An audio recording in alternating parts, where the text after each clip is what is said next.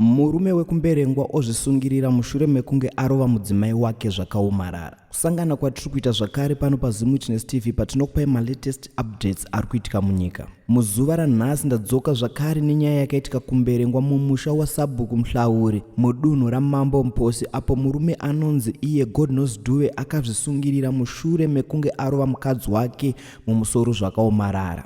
Zvinonzi izvo God Knows akarovera mukadzi wake mhosva yekuti sei anga asina kuenda kuchechi. Izvo mukadzi waGod Knows paakarohwa akaridza mhere achitsvaga rubatsiro, izvo zvakaita kuti muvakidzani wake auye aone chiri kutora nzvimbo. Asi zvinonzi izvo muvakidzani akavhundutsirwa achida kutengwa nebhemba, izvo zvakaita kuti atize anoshevedza vamwe vemunharaunda. God Knows akazovhunduka mushure mekunge aona kuti akuvadza mudzimai wake, ndipo paanonzi akabva atora tambo yemagetsi akanozvisungirira muimba yavo yekurara. Zvinonzi pakazouya vanhu vazhinji kuti varandutsire mudzimai waGod Knows, vakawana munhu arembera changova chandochoga choga. So mhuri yeZimbabwe ndo nyaya yandanga ndauya nayo muzuva ranhasi.